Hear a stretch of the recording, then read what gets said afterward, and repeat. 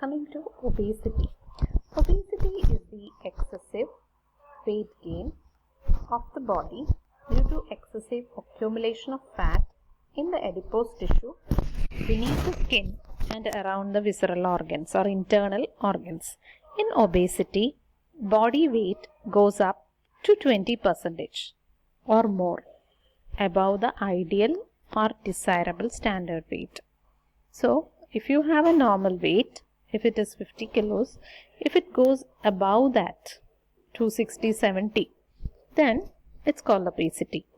Obesity is a serious health hazard and one of the risk factors for coronary heart disease, that is heart problems, gallbladder diseases, diabetes mellitus. It is often associated with high mortality rate. Women are more prone to obesity than men. They take on the condition more readily once after their first delivery and also after their onset of menopause. Obesity results from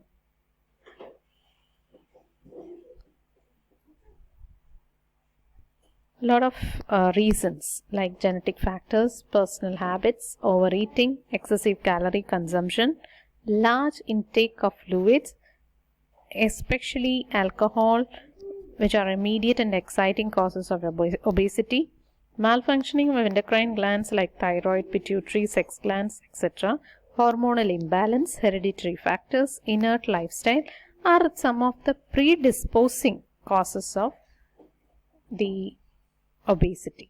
And there are different kinds of obesity like hypothalamic obesity, psychological obesity, regulatory obesity, physiological or metabolic obesity, hypertrophic obesity, hyperplastic hypertrophic obesity. First one is hypothalamic obesity. It is the obesity that results from the lesions in the satiety centers. Satiety center is a center in the brain, in the hypothalamus. This center in the active state causes cessation of eating. However, lesions in it will cause sensations of satiety and cause hyperphagia, which in turn lead to obesity. So, suppose there is a lesion or an ulcer-like situation in the hypothalamus satiety center. Normally, what the satiety center do? It will stop eating once we are filled up. That is, once we are fed with adequate amount of food, we'll stop eating. That is the function of the satiety center. If that satiety center has a lesion or ulcer, what will happen? That the function will be upsetted and will lead to hyperphagia or overeating. That is, the person will not stop eating even though he is full. His stomach is full. So that is hyperphagia or overeating. Next is psychological obesity. This is the obesity due to psychological reasons. In this case, a person indulges in overeating when he feels bored, unloved, worried, or discontented. In due course, he derives physical pleasure from overeating and finds it as an outlet for his emotional disturbances. This makes him an addict to overeating. ചില ആൾക്കാരിൽ അവർക്ക് emotional stress വരുമ്പോൾ അവർ അമിതമായിട്ട് ഭക്ഷണം കഴിക്കാനുള്ള tendency കാണിക്കും. അതാണ് psychological obesity. ഇത് ഒന്നെങ്കിൽ ചെറിയ കുട്ടിയായിരിക്കുമ്പോൾ തന്നെ ഉണ്ടാവുന്നതാണ് developmental psychological obesity, or it may be due to later on, that is due to distressing experiences. ചിലപ്പോൾ ഒരാളുടെ സെപ്പറേഷൻ കാരണമോ death of a dear one, there will be certain adjustment problems. Sometimes it may be due to an illness or nostalgia. When such distressing experiences, they face such distressing experiences, then a reactive obesity begins. So childhoodil thanne thodungunna oru obesity ആണെങ്കിലാണ് അതിന് developmental psychological obesity എന്ന് പറയുക. Reactive psychological is later on in life they develop this kind of behavior. Next is regulatory obesity. They have no, that is, people with regulatory obesity will have no metabolic that is abnormalities. They'll simply, they have the tendency to consume energy rich food, നല്ല energy rich ആയിട്ടുള്ള calorie കൂടുതലുള്ള food like ice creams, junk food, ഇതൊക്കെ ഒരുപാട് consume ചെയ്യാനുള്ള tendency. ഇതാണ് regulatory obesity എന്ന് പറയുന്നത്. Metabolic obesity എന്ന് പറയുന്നത് it is due to an impairment or normally function ചെയ്യാൻ പറ്റും മെറ്റബോളിസത്തിൽ വരുന്ന ചില എബ്നോർമാലിറ്റീസോ ഡിസോർഡേഴ്സ് കൊണ്ടോ, ലൈക്ക് ഹൈപ്പോ തൈറോയിഡിസം, തൈറോയിഡ് ഗ്ലാൻഡിൻ്റെ ഫങ്ഷൻ കുറയുക. അപ്പോൾ അങ്ങനെയൊക്കെയുള്ള സിറ്റുവേഷനിൽ ഗെയിൻ ചെയ്യാണ് weight. Hypertrophic obesity, here the number of adipose tissue കൂടുന്നില്ല, ബട്ട് ദ ഉള്ള എഡിപ്പോസ് ടിഷ്യൂവിൻ്റെ ഫാറ്റ് സ്റ്റോറേജ് അതിൻ്റെ സൈസ് കൂടുക. That is called as hypotropic obesity. So it increases the fat storage in adipose tissue, but there will be no increase in the number of fat storing cells. It has its onset in adulthood. It's not highly problematic. It is easy to treat. Hyperplastic hypertrophic obesity എന്ന് പറയുന്നത് there will be a normal increase in fat cells. It will begin at the childhood itself. ചെറിയ പ്രായത്തിൽ തൊട്ട് തുടങ്ങുന്നതാണ് ഈ ഹൈപ്പർപ്ലാസ്റ്റിക് ഹൈപ്പോട്രോഫിക് obesity. Coming to the clinical effect of obesity. Obesity is a very serious health problem. It forms a major factor for cardiovascular diseases, cancer of breast and colon, osteoarthritis, diabetes mellitus, gout, hernia, diseases of liver, gallbladder. Such obese persons may experience backache, joint pain, ലത്താർജി എന്ന് വെച്ചാൽ ഒന്നിനൊരു ഉന്മേഷമില്ലാണ്ടിരിക്കുക, fatigue, constant fatigue എന്ന് വെച്ചാൽ എപ്പോഴും ക്ഷീണം, exhaustion, ചെറിയൊരു strain എടുത്താൽ തന്നെ വളരെ വീക്കായി പോവുക. They're also easy prey to, പെട്ടെന്ന് തന്നെ അസുഖങ്ങൾ വരാനുള്ള സാധ്യത അവർക്ക് കൂടുതലാണ്.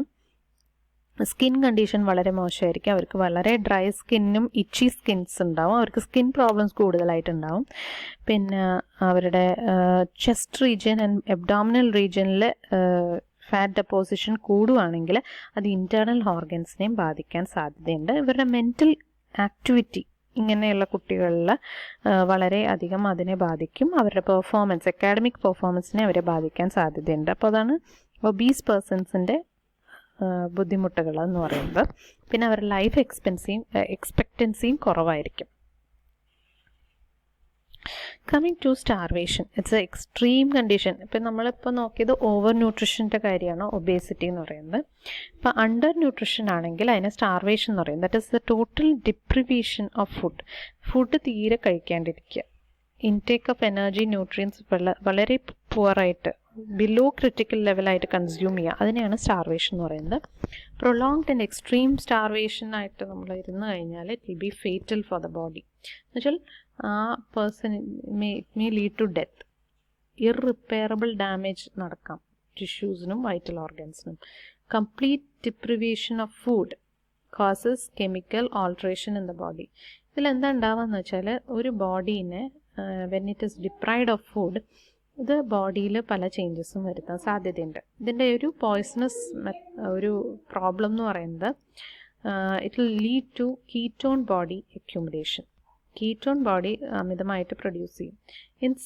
In case of slow starvation എന്തുണ്ടാവും എന്ന് വെച്ചാൽ വളരെ പതുക്കെയാണ് സ്റ്റാർവേഷൻ പ്രൊസീഡ് ചെയ്യണമെങ്കിൽ ടിഷ്യൂസിൻ്റെ വൈറ്റാലിറ്റി റെഡ്യൂസ് ചെയ്യും, അവർക്ക് അസുഖം വരാനുള്ള സാധ്യതകൾ കൂടുതലായിരിക്കും. Starvation usually causes several nutrition deficiencies like kwashiorkor marasmus. കുട്ടികളിൽ കാണുന്നതാണ് ഈ kwashiorkor marasmus എന്നൊക്കെയുള്ള കണ്ടീഷൻ. പ്രോട്ടീൻ ഡെഫിഷ്യൻ്റ് ആയിട്ടുള്ള കണ്ടീഷൻ, കാർബോഹൈഡ്രേറ്റ് പ്രോട്ടീൻ ഡെഫിഷ്യൻസി ഒക്കെ ഉള്ളതാണ് ഈ പറഞ്ഞ കണ്ടീഷൻസ് എന്ന് പറയുന്നത്. ഇതല്ലാതെ ബെറിബറി എന്ന് പറയുന്നത് വൈറ്റമിൻ ബി ആബ്സെൻസ് ആണ്. പെലഗ്ര, സ്കർവി എന്ന് പറയുന്നത് vitamin C deficiency, pernicious anaemia, അതേപോലെ വൈറ്റമിൻ B12 ഡെഫിഷ്യൻസി, ഡയറിയ, ഇതൊക്കെ സ്റ്റാർവേഷൻ്റെ ഭാഗമായിട്ട് വരുന്നതാണ്. In starving people there will be loss of muscle. നമ്മൾ വിചാരിക്കും സ്റ്റാർവേഷൻ അല്ലെങ്കിൽ ഫാസ്റ്റിംഗ് അല്ലെങ്കിൽ സ്റ്റാർവ്ഡ് ആയിട്ടുള്ള ഇൻഡിവിജ്വൽ വളരെ തിന്നായിരിക്കും, അപ്പോൾ നമ്മൾ വിചാരിക്കും അവരുടെ ഫാറ്റൊക്കെ യൂട്ടിലൈസ് ചെയ്ത് അത് റെഡ്യൂസ് ചെയ്യാമെന്ന്. ബട്ട് അലോങ് വിത്ത് ഫാറ്റ് അവരുടെ മസിൽ മാസും കുറയുന്നുണ്ട്. That is very dangerous because stored fat and glycogen, they are actually energy sources. So once they are starving, first thing that the body utilizes is the stored fat, and glycogen. അപ്പോൾ they'll be having very extreme loss of weight കാണാൻ അവരിൽ. പിന്നെ edema, very emaciated appearance. They'll be thin, pale and dry skin with rashes. Their skin will not be healthy. They'll be also, in the same case as in obesity, they'll be lethargic. വളരെ week ആയിരിക്കും, fatigue ഉണ്ടാവും, exhaustion ഉണ്ടാവും. ഇതൊക്കെ അവരുടെ ഇതാണ്, അവരുടെ symptoms ആണ്. Now partial starvation, അത് ഇതിൻ്റെ ഒപ്പം തന്നെ പറയുന്നു. സ്റ്റാർവേഷൻ എന്ന് പറഞ്ഞാൽ തീരെ ഭക്ഷണം ഒഴിവാക്കിയിട്ടുള്ളതാണ് സ്റ്റാർവേഷൻ. എന്നാൽ പാർഷ്യലായിട്ട് ഇടയ്ക്ക് നമ്മൾ ഫാസ്റ്റിംഗ് പോലെ ഇടയ്ക്ക് നമ്മൾ ബോഡീനെ ഒന്ന് ഫാസ്റ്റിങ്ങിലേക്ക് കൊണ്ടുപോകണമെങ്കിൽ it is a good method of treatment of certain diseases. അപ്പോൾ നമുക്ക് കുറച്ച് ഭക്ഷണം ലൈക്ക് ഒബേസിറ്റി ഒക്കെ ഉള്ള ആൾക്കാരാണെങ്കിൽ ഇടയ്ക്ക് once in a while if they undergo starvation, or it's called not starvation, it's actually fasting. അപ്പോൾ ഫാസ്റ്റിംഗ് എന്ന് പറയുന്നത് എന്താണ്, അതാണ് അടുത്തതായിട്ട് നോക്കുന്നത്. Wilful abstention from food and drink. നമ്മൾ സ്വമേധയാ ഫുഡും വെള്ളവും നമ്മൾ തന്നെ കുറച്ച് ഒരു നേരത്തേക്ക് നമ്മൾ കഴിക്കാതിരിക്കുക. ഇത് പല റിലീജിയൻ പ്രാക്ടീസ് ചെയ്യുന്നൊരു മെത്തേഡാണ്, സ്പിരിച്വൽ കസ്റ്റത്തിൻ്റെ ഭാഗമാണ്. പലരും ഫാസ്റ്റിംഗ് ചെയ്യാറുണ്ട്. ക്രിസ്മസിൻ്റെ ടൈമിലാകുമ്പോൾ ക്രിസ്ത്യൻസ് ഫോളോ ചെയ്യുന്നത്, റംദാൻ്റെ ടൈമിലാകുമ്പോൾ മുസ്ലിംസ് ഫോളോ ചെയ്യും. അല്ലാതെ ഹിന്ദുസ് പലപ്പോഴുമായിട്ട് ഇത് ഫോളോ ചെയ്യുന്നുണ്ട്. Once in every month, that is 15 days കഴിയുമ്പോൾ അവർ ഫാസ്റ്റിംഗ് ചെയ്യുന്ന ആൾക്കാരാണ്. അപ്പോൾ എല്ലാ റിലീജിയസ് കസ്റ്റംസിൻ്റെയും സ്പിരിച്വൽ കസ്റ്റമിൻ്റെ ഒരു ഭാഗമാണ് ഫാസ്റ്റിംഗ്. സോ അതൊരു cure, it is actually a cure of several diseases also.